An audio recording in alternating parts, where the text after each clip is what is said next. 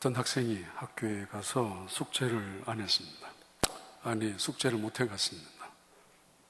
선생님이 숙제 못 해놓은 놈들 다 나오라고 7명 나왔습니다.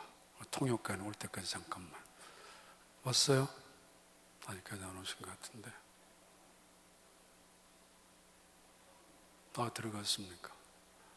7명이 서 있는데 이 녀석이 제일 끝에 있으면은 선생님이 아무래도 때리다가 보면 끝에 가면은 힘이 약해질 거 아닙니까? 그래서 장깨를 써서 제일 7번째 섰습니다. 근데 이 선생님이 첫 번째 애는 한 대 때리고, 두 번째는 2대 때리고, 세 번째는 3대 때리고, 네 번째는 그래서 7대를 맞았습니다. 너무 억울하기도 하고 분하기도 하고, 그래서 그 다음 날도 숙제를 안 해갔습니다. 일부러 오기 부려서. 그날은 5명이 숙제를 안 했습니다. 잽싸게 제일 첫 번째로 그 자리로 들어갔습니다. 이번에는 한 대만 맞을 것 같아서. 근데 선생님이 귀찮아서 처음에 있는 그 놈만 5대 때리고 나머지 4명은 들어가라고. 너무 잔머리 쓰면 안 됩니다. 너무 화가 나잖아요. 이거 뒤에 서서도 7대 맞고 앞에 섰을 때 다시 5대 맞고, 이게 왜 자꾸 울리는가? 그건 그렇고. 근데 그 다음날 또 안 해갔습니다. 숙제를. 이번에는 3명이 안 했습니다. 이번에는 중간에 섰습니다. 머리 회전이 빨라야 합니다. 근데 잔머리 회전이 빠르면 고생합니다, 몸이. 근데 선생님이 내가 귀찮으니까 중간에 한 놈 놓고 양쪽에서 서로 때리라고.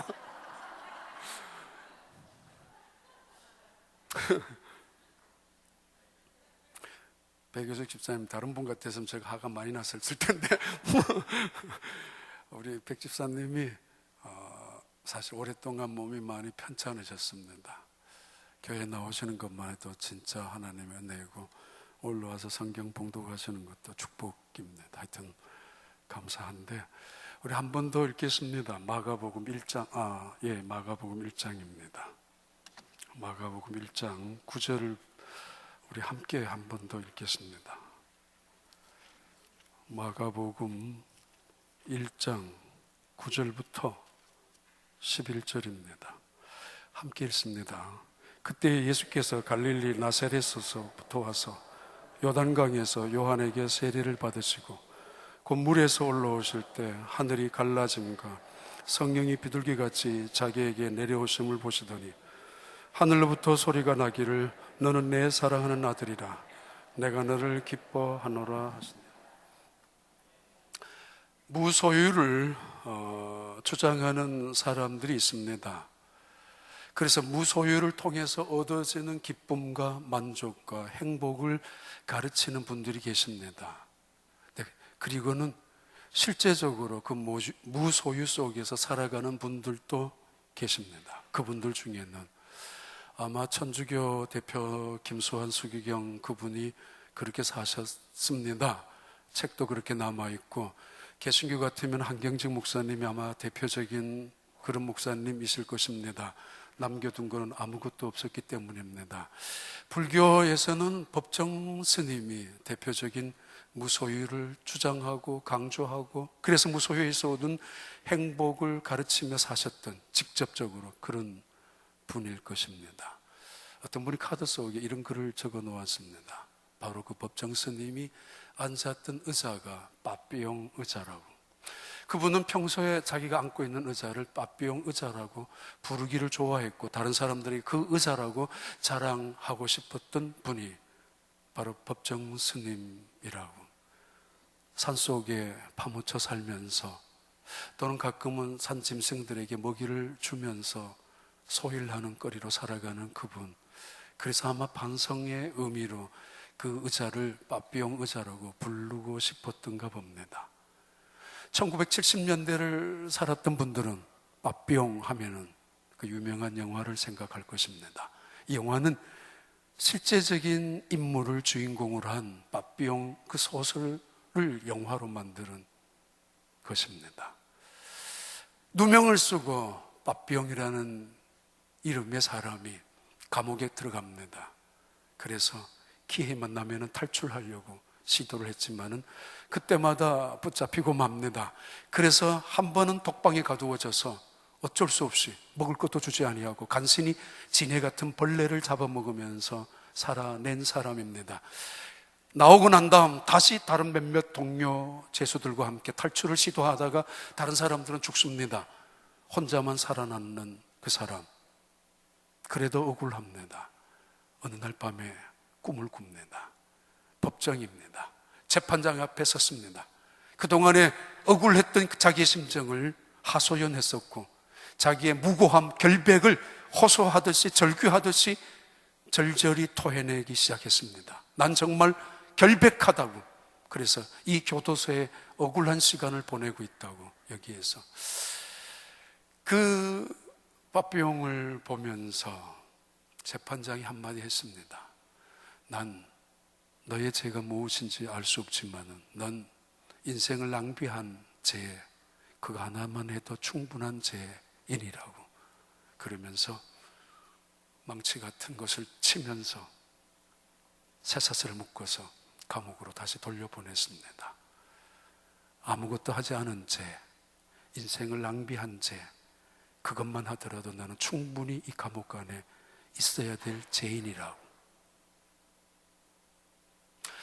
아마 그 장면 때문에 법정 스님은 내가 인생을 낭비하고 있지는 않을까, 내가 인생을 너무 소홀히 여기고 산속에 파묻혀서 세상과 떨어져서 유유히 살아가는 게 아닐까 스스로 반성하는 그런 마음으로 그 의자에 앉았던가 봅니다. 그래서 빠삐용 의자라고.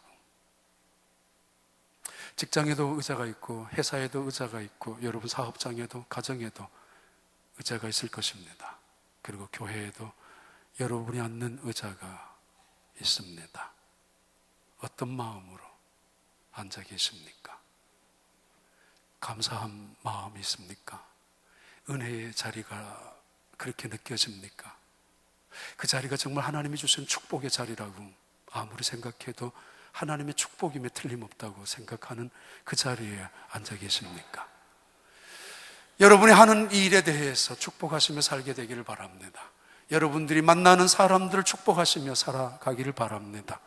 여러분이 있는 밟고 지나는 땅도 축복하시길 바랍니다. 하나님이 아브라함에게 주셨던 위대한 약속이고 축복입니다. 예수님이 우리에게 이 세상 떠나가시면서 하셨던 말씀이기도 합니다. 우리로 통하여 하나님의 영광이 함께 한다는 것 말입니다. 그러기 위해서 우리 앉는 자리가 중요합니다. 내가 어떤 사람인가? 내가 축복의 자리에 앉아 있는 사람인가? 그래야 내가 밟는 땅을 축복하고, 그래야 내가 하는 일을 축복하고, 아니 그 일이 축복이 이루어지고 내가 만나는 사람을 축복할 수가 있지. 그러지 않는다면 아무 일도 일어나지 않을 것입니다. 드디어 2014년 두 번째 주일입니다. 다시 시작하는 2014년 한 해 두 번째 주일 예배자의 자리에 앉아 있는 여러분, 어떤 자리에 앉아 있습니까? 예수님께서 다시 시작하시고 계십니다. 그는 요단강에서 시작하십니다. 하나님의 아들의 이름에 걸맞은 수준이라면 예루살렘 성전으로 올라가셔야 하고, 아니면 대단한 궁궐 같은 데서 취임식을 하셔야 마땅하지만은, 그러나 그는 초라하기 짝이 없는 그런 시작을 하시고 계십니다. 이미 오래전에 30년 전에 시작하셨던 그분, 말구유에서 아무에게도 관심조차 갖지 못한 채로 시작하셨던 그분의 시작이 다시 30년이 지난 지금 다시 시작하고 있습니다. 온 인류를 구원하시는 메시아 사역의 시작입니다. 취임식입니다. 그런데 그것으로 생각하기에는 너무도 빈약하기 짝이 없고 너무도 사람들의 관심조차 없는 그런 시작이 예수님께서 다시 시작하는 시작의 자리입니다. 지난번 오바마 대통령이 취임식 했을 때 200만 명의 군중이 운집했었고 자원봉사자만 하더라도 2만 명이었고 경찰 병력이 공원경찰, 사복경찰 또는 지하경찰 다 합치면 10,000명이 훨씬 넘는 사람들이 경비를 했었고, 끝나고 난 다음 퍼레이드를 위하여 동원된 군악대가 13,000명입니다. 그리고 그때 쓰여진 ABC 방송국에서 공개한 뉴스에 1억 7천만 불이 경비로, 공식적인 경비로 쓰여진 돈입니다.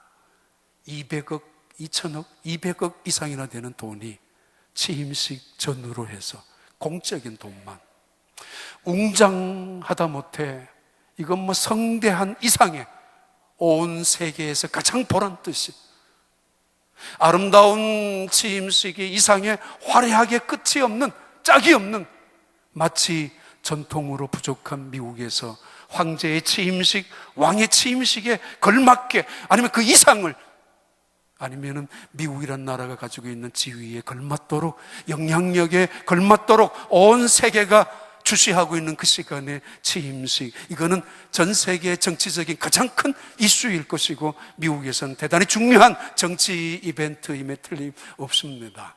민주당 전당대회나 공화당 전당대회 상대가 안 될 만큼 대통령의 취임식은 온 국민이 축하하고 또는 축복하는 행사입니다. 예수님이 행사, 취임식이 시작합니다. 요단강에서. 그분이 누구예요? 하나님의 아들입니다.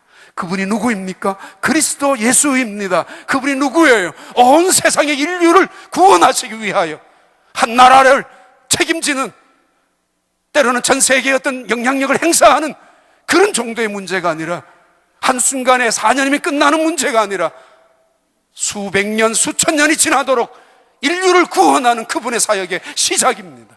그 시작이 초라하기 짝이 없는, 군중 하나 없는, 축하객 하나 없는, 동지와 동무들 그를 지지하는 세력조차 하나 없는, 쓸쓸하기 짝이 없는 시작입니다. 예수님이 요단강에서 세례를 받고 계십니다. 세례 요한에게 세례를 받으십니다. 이것은 얼핏 생각하더라도 문제 있는 장면입니다. 잠깐만 생각하더라도 이거는 틀림없는 신앙적인, 아니 신학적인 문제가 있는 것입니다. 이유는 세례란 죄를 씻는 것을 말합니다. 세례란 과거를 청산하는 것을 의미합니다.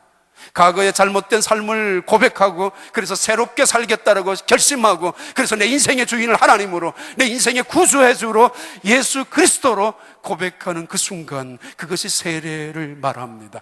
Before and After의 하나의 분기점, 터닝 포인트, 아주 클리어한 터닝 포인트, 어떤 사람에게는 대단히 아주 그레이트 터닝 포인트로 점철될 수 있는 순간입니다. 아니, 예수님이 죄를 지으며 사셨던 말입니까? 예수님께서, 하나님의 아들로 오셨던 그 예수님께서 지금까지 자기 인생의 주인을 자기로 삼고 살았단 말입니까? 과거를 청산하라니, 죄를 씻다니, 이게 무슨 이야기예요?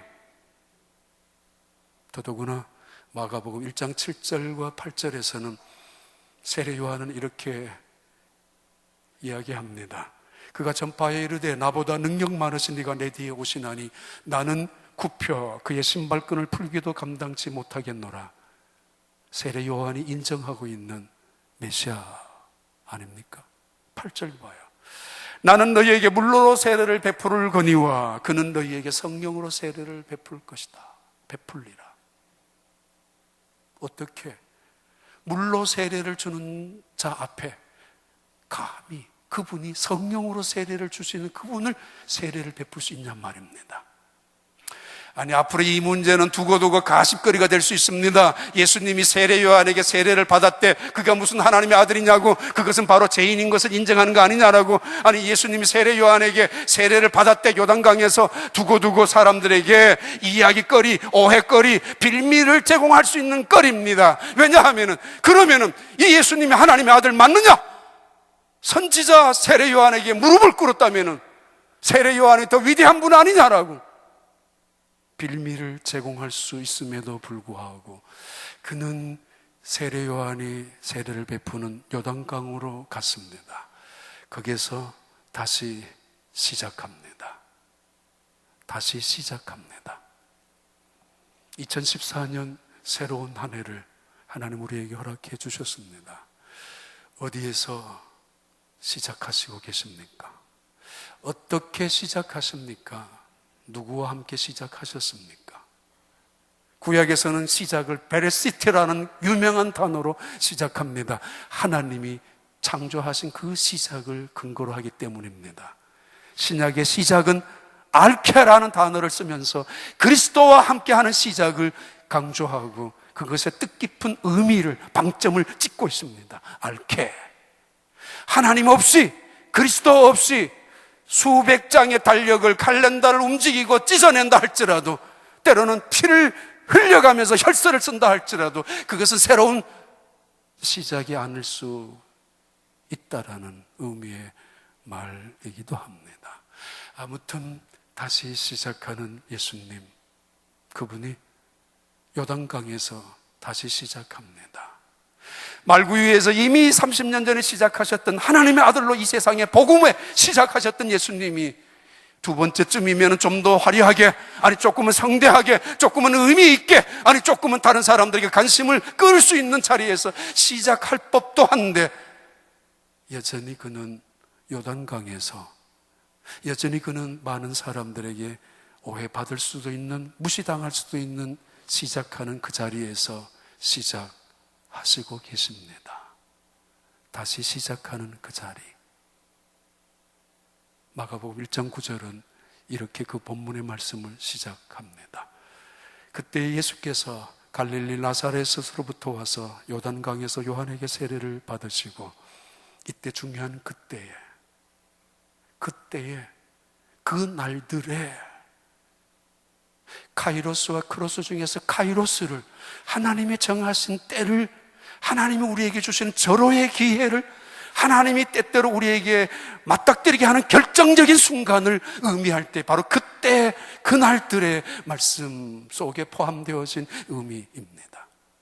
사람들에게는 아무리 죽는다 할지라도 기회가 찾아오는 법입니다.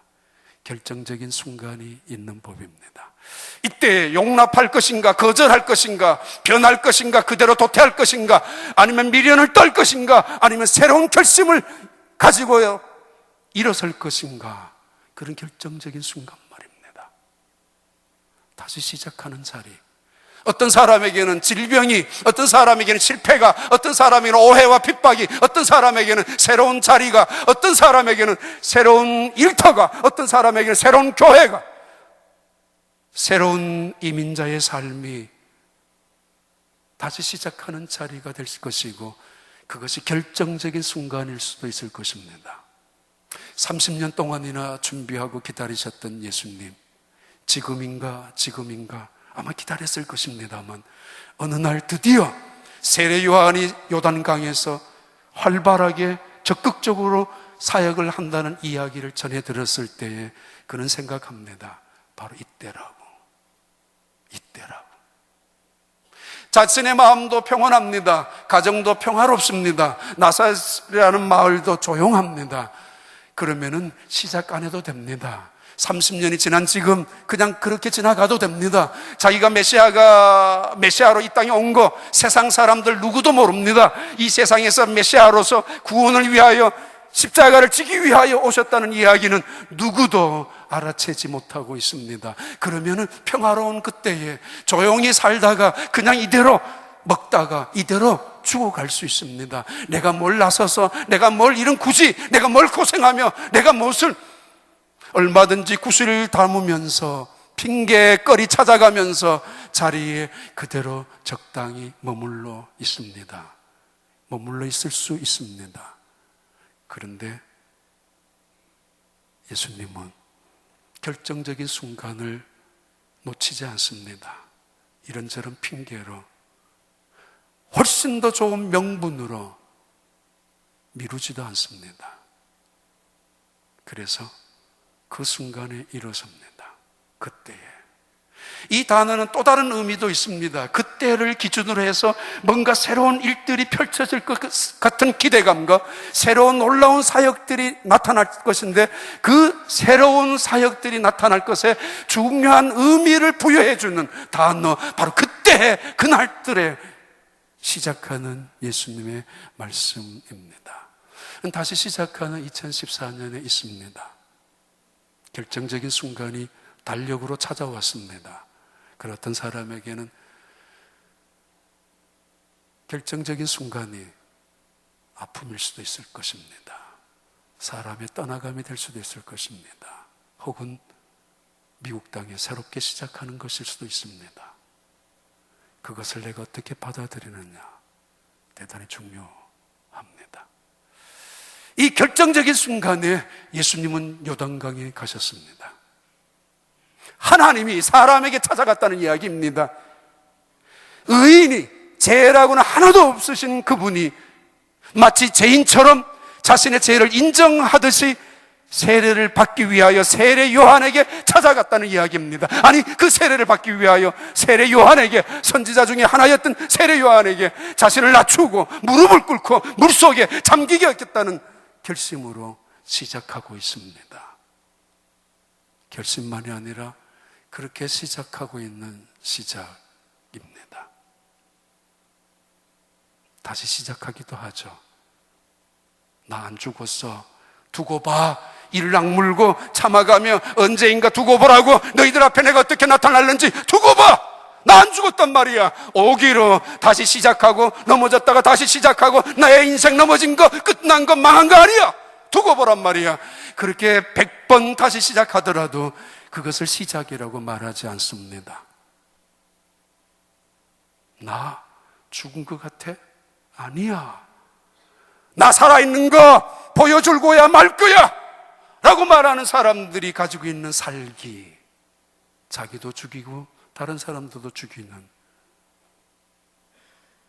그것을 집념이라고 무섭게 세상은 이야기합니다. 그것을 세상에서 의지라고 칭찬할 수도 있을 것입니다. 다시 일어서고 또다시 일어서고 좌절하지 아니하고 굴복하지 않은 인간의 어떤 의지를 말합니다. 그런데 성경은, 아니 예수님께서는 다시 시작하십니다. 자기를 내려놓고 시작합니다. 그분이 다시 시작하는 자리에 가십니다. 무릎을 꿇고 시작합니다. 그분이 시작합니다. 다시 자기를 포기하면서 전적으로. 하나님이 사람에게, 신이 인간에게, 의인이 죄인에게 무릎을 꿇었다는 이야기입니다. 오해거리, 가십거리, 세상 사람들이 얼마든지 이야기거리로 삼아 갈 수 있는 구실임에도 불구하고, 그것 때문에 하나님의 뜻을 적당히 얼머부려가면서, 그것 때문에 사람들의 말을 들어가면서 하나님의 뜻을 적당히 거절할 수 있는 핑계가 분명함에도 불구하고, 아니 지금 세례 요한이, 아닙니다, 감히 제가 어떻게 주님께 무릎을 내가 꿇어야지, 감히 어떻게 내가 성령으로 세례를 베푸시는 메시아 당신에게 세례를 베풀 수 있단 말입니까? 나는 당신의 신들매도 신도 감히 들지 못하는 사람 아닙니까? 그 말 들으면 옳지 않습니까? 못 이기는 척하고 지나갈 수 있습니다. 그 말 들어주는 척하면서 잘 됐다라고 생각하고 적당히 하나님의 명분을 핑계 삼아 하나님의 뜻을 거절을 할 수도 있는 찬스가 아닙니까? 그렇게 잔머리 쓰는 사람은 결코 아니겠죠. 그분이 무릎을 꿇었습니다. 봐요. 사람들이 정말 많이 말하는 이야기가 화장실에 갈 때 하고 나올 때 하고 너무 다르다고. 너무 달라요. 정말 너무 달라요. 그렇잖아요?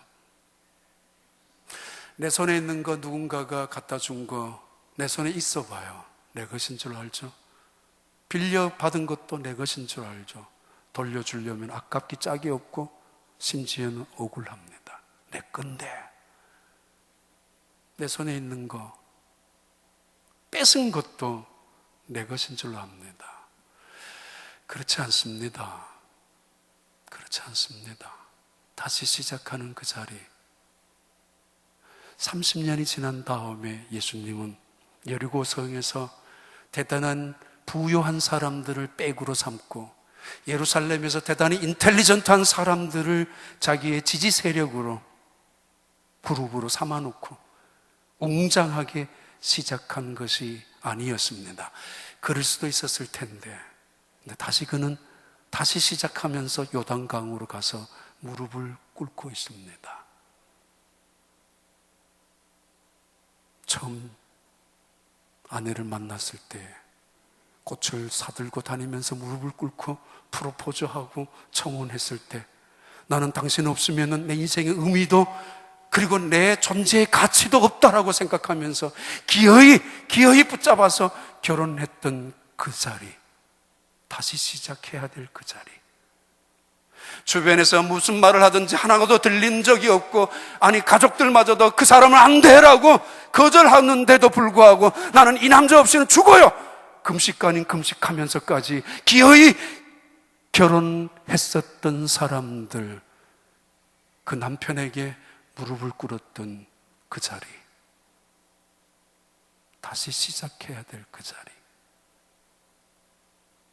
태어난 자식 핏덩이를 가슴에 품고 그냥 눈물을 흘리며 감사했었던 그 아이가 어느 순간 말도 하지 못하지만 기어다닐 때 아빠도 엄마도 함께 기어다니면서 똑같이 엎드리면서 그 아이가 주는 기쁨, 아이 얼굴만 봐도 기뻐하고 행복했던 어느 순간들, 그 자리 다시 돌아가면서 다시 시작해야 될 그 자리. 자라나면서 때때로 속을 썩이고 어느 순간에 부모님의 욕심의 수단으로 삼아야 되고, 부모님들의 어떤 자신의 모습을 변명해 줄 수 있는 방어팩으로, 방어막으로 삼을 수 있는 도구로, 아니면 자기의 자랑의 어떤 면류관으로 이 자식을 수단으로만 삼는 사람들, 그래서 실망하고 그래서 상처받고 그래서 가슴 아파하지만은 그 자식들 방황할 때 참아주세요. 기다려주세요. 기다려야 합니다. 길을 잃고 헤맬 때, 아니 다시 시작하는 자리로 돌아가 봐요. 핏덩이도 안아서 그냥 아무 욕심 없이 기뻐했던 그 자리. 처음 예수 믿었던 그 순간에 왠지 모르게 교회만 가면 기쁘고, 그 앉았던 자리가 축복이 되고, 그 앉았던 자리에 일어서기가 싫은 만큼 정말 앉으면 은혜요, 떠나놔도 일어서도 은혜가 되었던 그 순간, 왠지 찬송을 불러도 기쁨이 그지없었고, 기도하면 마음속에 하나님이 주시는 은혜로 가득 채워졌던 그 순간이 있었는데, 언제부턴가 찬송이 지겨워지기 시작하고, 어느 때부턴가 기도가 막히게 되고, 어느 때부턴가 예배는 형식만 남아있고 지루하기 짝이 없고 짜증나는 예배로 남아있는 사람들, 다시 시작하고 싶다고요. 십자가 앞에서 정말 감격해하며 가슴을 치고 죄인인 것을 고백하고 눈물을 흘리며 하나님의 은혜와 그리스도의 사랑이 어떤 줄 알았던 사람들, 그래서 안수집사의 서약이나 건사의 서약이나 장로의 직분에 임직할 때 말이에요, 뭐라 그랬어요? 목사 취임할 때, 목사 안수 받을 때 어떻게 시작했냐고요. 언제부터 내 생각이 하나님의 뜻보다가 앞서고, 언제부터 내 기분과 감정이 하나님보다가, 하나님의 영광보다가 더 소중하단 말입니까? 어느 때부터? 조금 일만 해봐요, 조금 봉사 좀 해봐요, 아니 내 속에 있는 선이, 내 속에 있는 의가 마치 온 세상의 다른 사람보다 가장 우월한 것처럼 생각하면서 내가 낮아진다고요? 내가 무릎을 꿇는다고요? 저런 인간에게 내가 어떻게 무릎을 꿇느냐고요? 아니 어떻게 이런 일 속에서 내가 죽어야 한다냐고요? 그럴 수 없다라고 말하는 사람들, 다시 시작하는 자리가 어디입니까? 아내에게 무릎을 꿇는 것이 자존심이 그렇게 상합니까? 남편에게 다시 무릎을 꿇고 용서를 구하는 시간이 그렇게 억울합니까? 내 자식들에게, 속 썩인 내 자식들을 앉혀놓고 미안하다, 그리고 고맙다라고 말하는 것이 정말 정말 원통합니까? 이 자식 내가 이렇게 키우지 않았는데. 예수님이 세례 요한에게 무릎을 꿇는 게 간단한 문제였습니까? 예수님이 세례 요한에게 낮아지고 자기를 포기하고 내려놓고 물속에 들어가서 세례를 받는다는 것이 간단한 문제라고 생각해요? 자존심으로 말하면, 의로 말한다면, 진실을 따진다면, 진리를 말한다면 예수님만한 분이 어디에 있어요? 그분은 하나님의 아들이에요. 자존심을 이야기한다고요? 도대체 누가 자존심이 있어요? 죄를 따진다고요? 누가 잘못했냐고 시비를 가려보자고요? 누가 예수님만큼 깨끗하신 분이 어디 있습니까? 그분이 자기를 낮춥니다. 그리고 다시 시작합니다. 오기로 다시 시작하고 객기로 다시 시작하고 새로운 인간적인 의기와 혈기로 다시 시작하는 자리가 아니라 감사로, 겸손으로, 용서로 시작합니다. 80세가 훌쩍 넘은 한 노인이 자기와 비슷한 한 연령의 노인에게 묻습니다. 당신 나이가 원래 몇이나 됐어? 예, 75세입니다. 좋은 나이다. 참 좋은 나이다. 내가 그 나이만 되면 뭐든지 할 수 있을 텐데, 내가 그때만 되면 뭐든지 못할 게 없을 텐데. 그는 85세입니다. 누구 말이에요? 고도원이라는 아침 편지를 쓰는 그분의 글 가운데 나오는 이야기입니다. 다시 시작할 수 있는 때가 얼마든지 모두에게는 있다라는 의미입니다. 자, 1장 10절의 말씀이 이렇게 계속됩니다. 그가 곧 물에서 올라오실새 하늘이 갈라짐과 성령이 비둘기같이 자기에게 내려오심을 보시더니 11절 하늘로부터 소리가 나기를 너는 내 사랑하는 아들이라 내가 너를 기뻐하노라 하시니라. 예수님이 낮아졌다고 끝이라고 보세요? 예수님이 무릎을 꿇었다고 그게 마지막이라고 보십니까? 예수님이 십자가에서 죽으셔서 무덤에 가셨다고 그게 이제는 망했고 모든 상황이 종료되었다고 생각하십니까? 아닙니다. 정말 시작은 거기서부터 시작되는 법입니다. 그분이 예수님께서 조용히 시작하는, 무릎을 꿇고 시작하는 그 자리, 하나님의 뜻에 순종하고 하나님의 의를 이루기 위하여 세례 요한의 사역도 존중히 여겨주기 위하여 무릎을 꿇고 물속에 잠기었던 예수님이 물 위로 올라오실 때에 나타난 현상들입니다. 세상 사람들은 누구도 몰랐습니다. 이분이 하나님의 아들인지 누구도 그를 인정해 준 적도 없었습니다. 그가 지금 하나님의 아들로서 죄 없으신 하나님 자체가 그분이 세례를 받고 계신다는 거, 이거는 모욕이고 이거는 수치이며 이건 어쩌면 세상 사람들에게 비난거리가 될 수 있지만은 하나님은 알고 계셨고 하나님은 보고 계셨고 하나님은 그를 지금 인정하시고 계셨습니다. 그가 물에서 올라오실 때에 하늘이 열리고 하늘이 찢어지고 스키저로 하늘이 아주 긴박한 상황 속에서 그동안에 철저하게 닫혀져 있던 하늘의 그 문이 찢어질 만큼 박진감 있게 마가복음은 표현하고 있습니다. 그가 낮아졌던 그 순간, 하나님의 의를 위하여 손해보고 하나님의 의를 위하여 핍박받는 죽는 자리에 내려가는 그 순간에 다시 올라오는 그때에 하늘문이 열렸다고. 그동안에 닫혀있던 하늘의 문, 인간의 불순종과 죄악으로 인하여 온통 어둠과 캄캄함과 그리고 죄악과 저주와 진노 아래 놓여 있었던 이 땅, 메시아의 낮아짐을 통하여, 순종을 통하여, 겸손의 자리를 통하여 하늘이 찢어지기 시작합니다. 이 땅에 축복의 시작, 이 땅의 생명의 시작, 이 땅에 놀라운 하나님의 은혜의 새로운 시작을 선언하는 찢어지는 상징의 표현입니다. 내가 낮아지는 그 자리, 닫혔던 문이 열리는, 내가 죽는 그 자리, 하늘의 문이 열리는 결정적인 순간이란 거 아십니까? 내 태도만 제대로 고친다면 야곱도 에스겔에게도 하늘이 문이 열렸다는 것 기억하시고 계십니까? 하늘이 문이 열리며 그 열린 자리에서 성령이 비둘기처럼 내려오십니다. 200만 명, 아니 2만 명조차도, 아니 20명조차도 없었던 예수님의 세례식, 예수님의 취임식, 예수님의 공식적인 새로운 시작에 그 주변에 누구 하나 응원하는 사람, 누구 하나 지지하는 사람, 누구 하나 축복해주는 사람 없었지만은 하늘에서 성령이 내려오십니다. 불덩어리 성령이, 거룩한 하나님의 빛의 성령께서, 결코 떠나지 아니하는 하나님의 거룩한 영이, 성령께서 믿음으로 다시 시작하는 자리에 머물고 있는 그에게 역사하시는 순간입니다. 인간적인 의지로 시작했다고요? 성령은 도움이 되지 않을 것입니다. 어느 날 꺾이고 말 것입니다. 실망하고 상처받기 십상이 우리 의지 아닙니까?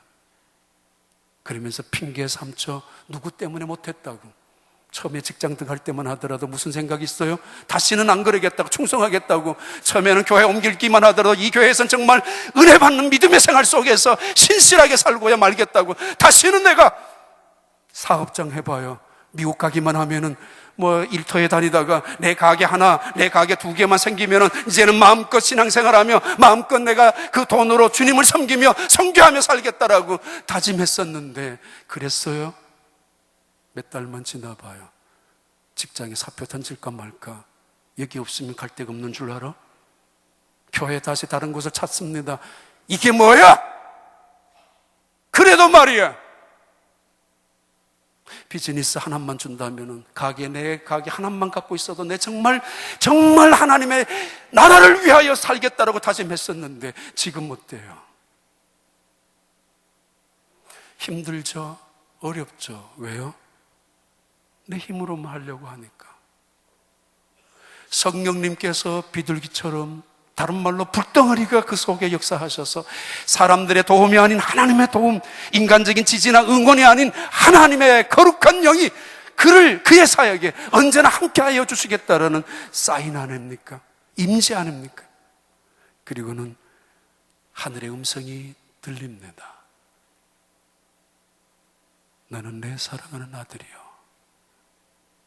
You are my son, whom I love you. 너는 내가 사랑하는 아들이라고. 내가 너를 사랑한다고. 그 자식이 오해를 받고, 그 자식이 핍박을 당하고, 그 자식이 누명을 쓰고, 그 자식이 억울한 일들을 감당할 때, 그러면서도 아빠의 심정은 당장 뛰쳐나가서 이 아이가 누군 줄 알아? 건드리지 마! 그는 내 아들이야! 당장 소리치고 싶고, 그를 향하여 침을 뱉는 그 사람들의 입을, 아니면 그를 향해 채찍을 하는 그 손모가지를 잘라버릴 수도 있었을 텐데도 하나님은 말이에요, 말씀하십니다. 넌 내 사랑하는 아들이야. 앞으로 어떤 일이 있더라도 참아야 돼. 어떤 일들이 닥치더라도 난 너를 내 사랑하는 아들로 인정하고 있다는 거 포기하지 마라. 코딱지만한 방 한 칸 없어도 그는 하나님의 아들답게 살았다는 거. 세상 수많은 사람들이 핍박했어도 그는 하나님의 아들로서 당당하게 살았다는 거. 여기에 말씀 아닙니까? 너는 내 사랑하는 아들이라고. You are my son, whom I love. With you, I am blessed. 내가 너를 기뻐한다고. 너의 순종을 보니, 너의 인내를 보니, 너의 겸손을 보니, 너의 감사를 보니 내가 마음에 기뻐서 한편으로는 아프죠. 한편으로는 기쁜 마음이 있습니다. 아버지의 순종 후에 아버지의 영광을 위하여 하고 있는 그 아들을 바라보니까 내가 너를 기뻐하다. 그 유명한 C.S. 루이스의 4가지 사랑이라는 책이 있습니다. 그 책 속에서 그는 유명한 말을 합니다. 우리는, 하나님을 믿는 사람들은 즐거운 거지가 되어라고, 즐거운 거지로 살으라고, 유쾌한 거지로 살으라고. 세상에서 얻어먹는 거지는 찬밥 신세이고, 세상에서 사람들에게 얻어먹는 거지는 천덕꾸러기이고, 때로는 눈칫밥을 먹어야 되는 사람들입니다. 근데 하나님 앞에 나온 거지들, 유쾌한 거지들, 내 속에 선이 있지만은 내려놓고, 내 속에 의가 있지만은 그것도 포기하고, 그것 가지고 있으면 결코 거지가 될 수 없습니다. 하나님의 긍휼을, 하나님의 자비를, 하나님의 은혜를 사모하는 자리에서 때로는 거절당할 수 있습니다. 세상에서는 짜증냅니다. 아니면 세상에서 외면당합니다만은 하나님 앞에 거지들을 한 번도 외면하지 않고, 그는 한 번도 우리를 거절하지도 않습니다. 그러면서 말씀합니다. 넌 내 자녀라고, 언제나 내게 오라고. 빠삐용의 그 의자, 인생을 낭비한 죄가 크다고 했지만은 빠삐용에게 하나 있습니다. 끝없이 그 감옥을 탈출하려고 애쓰는 것. 영화의 마지막 장면 아마 기억하실 것입니다. 섬에, 그 엄청난 섬에서 뛰어내려 바다 한복판으로 헤엄쳐 나가는 거.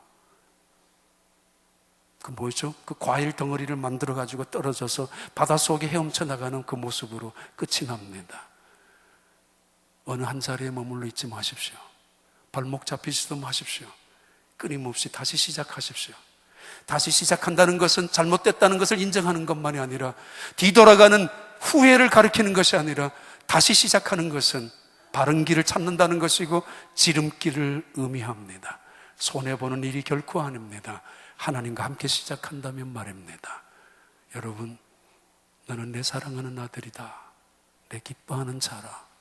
언제나 그 음성 속에서 금년 한 해도 어떤 혼란, 어떤 핍박 속에, 어떤 오해, 어떤 외로움 속에서도 넉넉히 이겨나가는 그 말씀 한마디면 충분하지 않습니까? 그 인정 하나면 온 세상을 얻은 거 아닙니까? 무슨 더 위대한 말이, 무슨 군악대가, 팡파르가, 무슨 악대가, 연주가, 아니 무슨 경찰관들이 필요 없을 거 아닙니까? 하나님이 넌 내 자녀라고 하는데 그런 은혜와 축복 속에 살기를 바랍니다.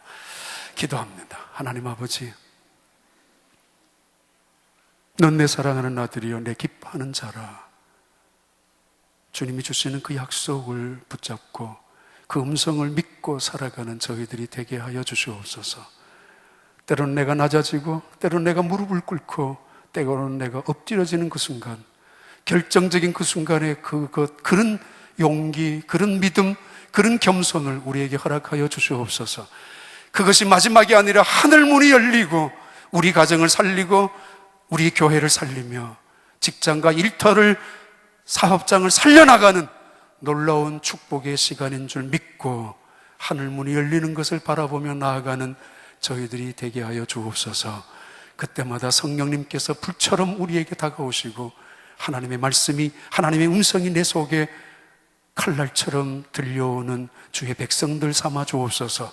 예수님 이름으로 기도하옵나이다.